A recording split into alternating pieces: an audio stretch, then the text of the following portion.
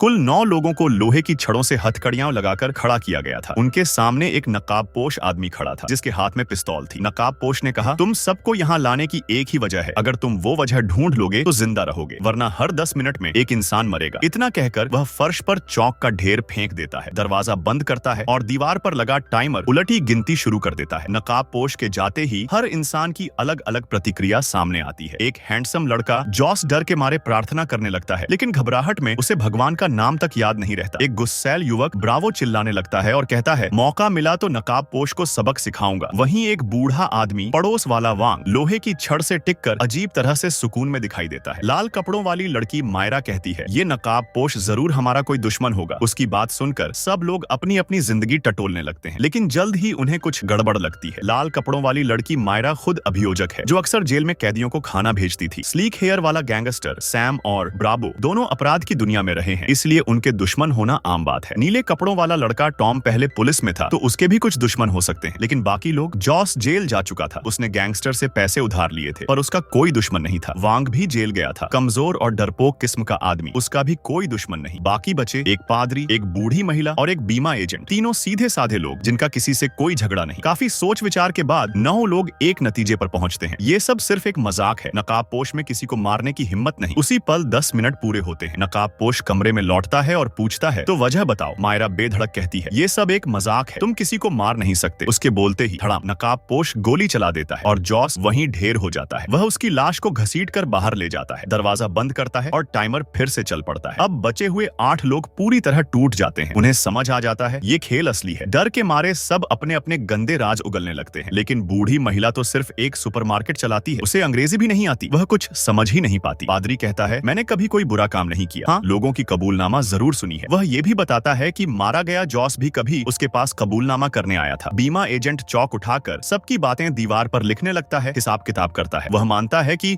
उसने अपने साले के लिए नकली बीमा दस्तावेज बनाए थे। वांग बताता है, मैं कार चोरी के जुर्म में जेल गया था, शायद नकाबपोश उसी कार का मालिक हो। ब्रावो कहता है, मैं लॉस एंजलिस में गलत काम करता था, पैसे लेकर गंदे काम किए, लेकिन कभी किसी को मारा नहीं। सैम कहता है, मैं 10 साल से अपराध की दुनिया में हूँ, दुश्मन बहुत हैं, पर ये नकाबपोश कौन है पता नहीं। तभी मायरा और टॉम एक बड़ा राज खोलते हैं। दोनों के बीच नौकरी के दौरान नाजायज रिश्ता था, बहुत छुप कर रखा गया था, लगभग किसी को पता नहीं था, लेकिन ये सिर्फ भावनात्मक गलती थी, इतनी बड़ी भी नहीं कि किसी की जान ली जाए। सभी के राज जोड़ने पर भी कोई एक साझा वजह नहीं निकलती। टाइमर की सुइयां आगे बढ़ती जाती हैं, लगता है नकाबपोश फिर आएगा और किसी को मार देगा। तभी ब्रावो हिम्मत करता है, वह जमीन पर लेट जाता है, हथकड़ी लगी हुई हाथ आगे बढ़ाता है और सैम से कहता है, मेरा हाथ तोड़ दो। सैम पूरी ताकत से लात मारता है। दर्द से ब्रावो पसीने में नहा जाता है, लेकिन वह हथकड़ी से आजाद हो जाता है। बाकी लोग उससे मदद मांगते हैं, लेकिन वह दिल से भी काला निकलता है। वह किसी की मदद नहीं करता, दरवाजा खोलता है और अकेला भाग निकलता है, लेकिन उसकी हर हरकत नकाबपोश देख चुका होता है। नकाबपोश पिस्तौल लेकर बाहर आता है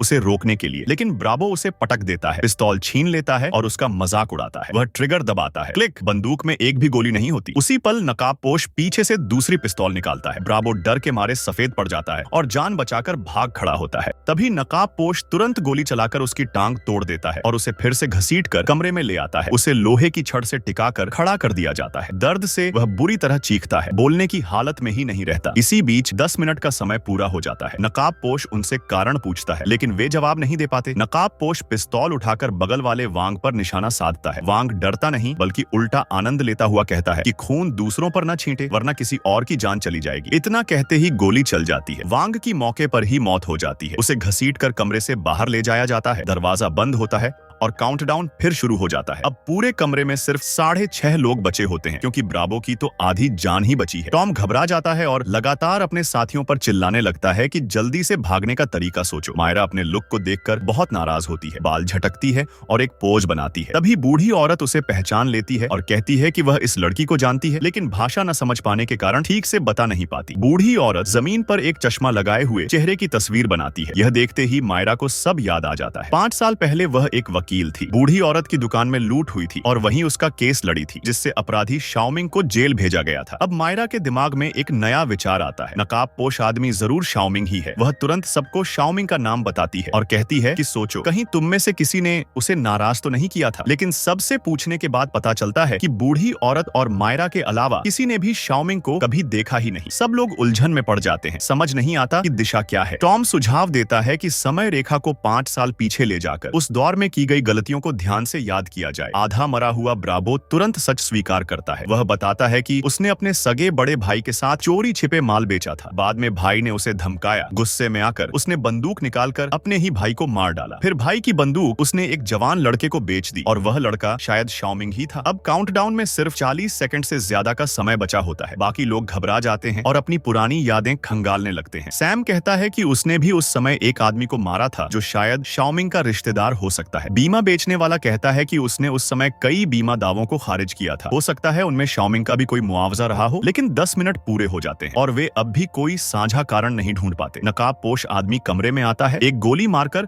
आधी जान वाले युवक को खत्म कर देता है और ब्रावो को घसीट कर बाहर ले जाता है। दरवाजा बंद होता है और फिर से 10 मिनट का काउंटडाउन शुरू हो जाता है। बचे हुए लोग लगभग अपना होश खो बैठते हैं। सिर्फ पादरी शांत रहता है और कहता है कि उसे कारण पता चल गया है। सब खुश हो जाते हैं और उससे जल्दी बताने को कहते हैं। लेकिन पादरी कहता है कि यह एक पापी की स्वीकारोक्ति का रहस्य है, जिसे उसने भगवान से वादा किया है कि वह किसी को नहीं बताएगा। यह सुनकर सैम भड़क जाता है और पादरी से कहता है कि तुम दूसरों को मरते हुए नहीं देख सकते। सच बताकर दूसरों की जान बचाना भी पाप छोड़ने जैसा है। इससे पुण्य मिलेगा और मोक्ष भी। लेकिन पादरी बहुत सख्त इंसान होता है, फिर भी कुछ नहीं कहता। सैम फिर धमकी देता है कि अगर जिंदा बाहर निकले तो वह पादरी को सबक सिखाएगा। पादरी शांत होकर कहता है कि वह पहले से ही मौत के लिए तैयार है, उसे कोई डर नहीं। जब सब देखते हैं कि पादरी कुछ नहीं बताएगा तो वे दोबारा विश्लेषण करने लगते हैं। बीमा एजेंट कहता है कि अब एक सुराग साफ है। शाओमिंग ने बूढ़ी औरत की दुकान लूटी थी, लाल कपड़ों वाली लड़की ने उसे जेल भिजवाया और बाकी लोगों का इस घटना से और गहरा संबंध जरूर है। यह सुनकर सैम एक डरावनी बात बताता है। 8 साल पहले एक बूढ़े आदमी ने उसके सामने उसके आदमियों के बीच उसका अपमान किया था। गुस्से में आकर उसने अपने आदमियों से बूढ़े की दुकान जला दी। उसे नहीं पता था कि बूढ़ा और उसका पोता दुकान की दूसरी मंजिल पर रहते थे। दोनों की मौत हो गई। यह घटना उसे कई सालों तक अपराध बोध में डुबोए रही और वह बूढ़ा आदमी शायद शाओमिंग का दादा ही हो। सैम की बात खत्म होते ही टॉम एक राज बताता है। उसने बताया कि जब वह पुलिस में था तब उसने एक अपराधी को बुरी तरह पीटा था, जिससे वह अपराधी दोनों आंखों से अंधा हो गया। बाद में उसे नौकरी से निकाल दिया गया और वह अपराधी बहुत संभव है कि शाओमिंग से जुड़ा हुआ हो। इसी समय पादरी आखिरकार खुद को रोक नहीं पाया और सबको सच बता दिया। शाओमिंग ने बूढ़ी औरत की सुपरमार्केट में डकैती नहीं की थी, असली लुटेरा कोई और था। यह सुनकर सब लोग फिर से सन्न रह गए। टॉम मायरा पर दोष लगाने लगा और बोला कि उसने बिना सबूत एक बेगुनाह को पकड़ लिया। लेकिन मायरा ने पलटकर कहा कि उसके पास शाओमिंग के सुपरमार्केट लूटने के सबूत हैं। इसी बहस के दौरान 10 मिनट का समय पूरा हो गया। नकाबपोश कमरे में आया, हाथ में बंदूक लिए और किसी एक को मारने की तैयारी करने लगा। सैम अंडरवर्ल्ड का दादा जरा भी नहीं डरा। उसने नकाबपोश का मजाक उड़ाया और कहा, अगर हिम्मत है तो मुझे ही गोली मार दे। लेकिन इस बार नकाबपोश ने उसे मारने का इरादा नहीं किया। उसने निशाना बीमा एजेंट पर साधा और तुरंत गोली चला दी। यह देखकर पादरी बिजली की तरह आगे बढ़ा और बीमा एजेंट के सामने आकर गोली अपने ऊपर ले ली। वह मौके पर ही मर गया। इससे नकाबपोश और ज्यादा गुस्से में आ गया और मायरा पर लगातार 2 गोलियां चला दी। मायरा ने देखा कि वह पूरी तरह बेकाबू हो चुका है तो वह घबराकर उससे रहम की भीख मांगने लगी और पूछ बैठी, क्या तुम्हारा नाम शाओमिंग है? यह सुनते ही नकाबपोश एक पल के लिए ठिठक गया। फिर वह पादरी की लाश को घसीट कर कमरे से बाहर ले गया, दरवाजा बंद किया और काउंटडाउन शुरू कर दिया। जो लोग जिंदा बचे थे उन्हें फिर से पूरी घटना का विश्लेषण करना पड़ा। अगर नकाबपोश शाओमिंग नहीं है तो वह जरूर शाओमिंग से जुड़ा कोई व्यक्ति है। टॉम मायरा से कहता है कि वह शाओमिंग के मुकदमे की सुनवाई के समय की बातें याद करे, लेकिन मामला बहुत पुराना था। उसे कोई खास विवरण याद नहीं आया और यह भी नहीं पता चला कि शाओमिंग से जुड़ा व्यक्ति कौन हो सकता है। कोई सुराग न मिलने पर सब लोग पूरी तरह मानसिक संतुलन खो बैठे और एक दूसरे को दोष देने लगे। तभी सैम को अचानक याद आया, 5 साल पहले एक ब्रावो ने अपने ही सगे भाई की हत्या कर दी थी और 5000 युआन में भाई की बंदूक बेच दी थी। उसी साल जॉस जेल से बाहर आया था और उसने सैम से 5000 उधार लेकर एक बंदूक खरीदी थी। फिर उसी बंदूक से जॉस ने बूढ़ी औरत की सुपरमार्केट में डकैती की। बूढ़ी औरत ने मायरा के पास मुकदमा किया, लेकिन उसने असली अपराधी शाओमिंग समझ लिया और शाओमिंग को जेल भिजवा दिया। इस तरह शाओमिंग को झूठे आरोप में सजा मिल गई। इन सारी कड़ियों को जोड़ने के बाद पूरी घटना धीरे धीरे साफ होती गई। लेकिन समस्या यह थी कि जो लोग मर चुके थे, वांग, जॉस, इनका शाओमिंग से कोई सीधा संबंध नहीं था, इसलिए साझा मकसद बन ही नहीं पा रहा था। इसी समय फिर से 10 मिनट पूरे हुए। नकाबपोश कमरे में आया और बूढ़ी औरत को एक कागज दिया। बूढ़ी औरत हाथ जोड़कर गिड़गिड़ाई कि उसे छोड़ दिया जाए, क्योंकि उसका बेटा अभी सिर्फ 5 5 साल का है और उसे देखभाल की जरूरत है। लेकिन जैसे ही नकाबपोश ने बेटा शब्द सुना, वह असामान्य रूप से उत्तेजित हो गया। उसके शरीर से जबरदस्त हत्या की नीयत झलकने लगी। उसने बूढ़ी औरत को घसीटकर कमरे से बाहर निकाला और फिर दरवाजा बंद कर दिया। नकाबपोश के जाने के बाद टॉम अचानक पागल सा हो गया। मायरा अब दबाव सह नहीं पाई और उसे सब कुछ स्वीकार करना पड़ा। उसने बताया कि जब वह एक छोटी वकील थी तब वह लगातार कई केस हार चुकी थी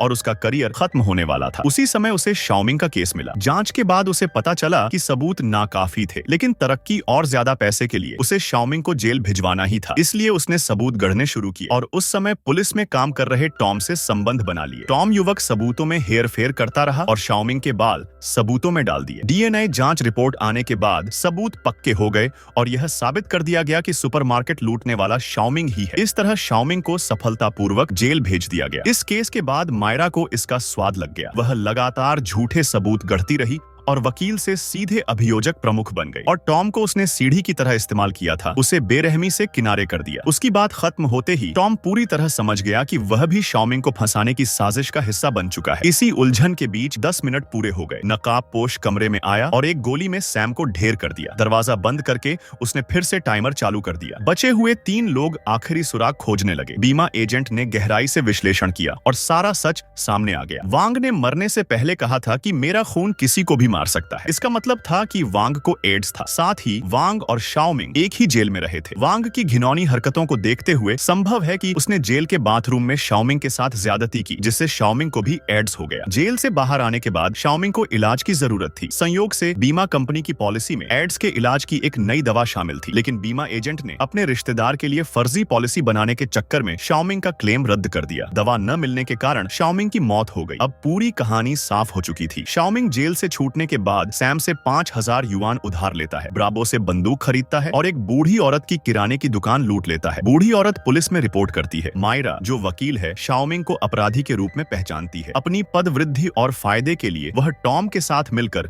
झूठे सबूत गढ़ती है और शाओमिंग को जेल भेज दिया जाता है। जेल में पड़ोसी वांग उसे एड्स संक्रमित करता है। बाहर आकर शाओमिंग बीमा क्लेम के जरिए इलाज कराना चाहता है, लेकिन बीमा एजेंट अपने स्वार्थ के कारण उसका आवेदन खारिज कर देता है और अंततः शाओमिंग की मौत हो जाती है। इस पूरे मामले में शामिल 9 लोगों को शाओमिंग के पिता ने पकड़ लिया। जैसे ही 10 मिनट पूरे होते हैं, नकाबपोश कमरे में आता है। बीमा एजेंट सच बता देता है। नकाब उतारते ही साफ हो जाता है कि वह शाओमिंग का पिता है। पिता अपने वादे का पक्का था। वह सबकी जान छोड़ना चाहता था और मायरा की हथकड़ी खोल देता है, लेकिन मायरा बेहद क्रूर निकलती है। वह अचानक घातक लात मारकर पिता को गिरा देती है, उसकी बंदूक छीन लेती है और गोली मारकर पिता को ढेर कर देती है। फिर वह बीमा एजेंट और टॉम को भी गोली मार देती है। पिता बुलेट प्रूफ जैकेट पहने होता है और फिर से उठ खड़ा होता है, लेकिन वह उसे दोबारा गोली मार देती है। क्योंकि मायरा बेहद स्वार्थी थी, वह अपने झूठे सबूतों का राज छिपाने के लिए सभी को मारना चाहती थी ताकि वह अपना अभियोजक का पद बचा सके। इसके बाद वह फैक्ट्री से भाग निकलती है और सफलतापूर्वक फरार हो जाती है। पुलिस मौके पर पहुंचकर पूरे इलाके को घेर लेती है और सबूत जुटाने लगती है। इस तरह शाओमिंग के पिता ने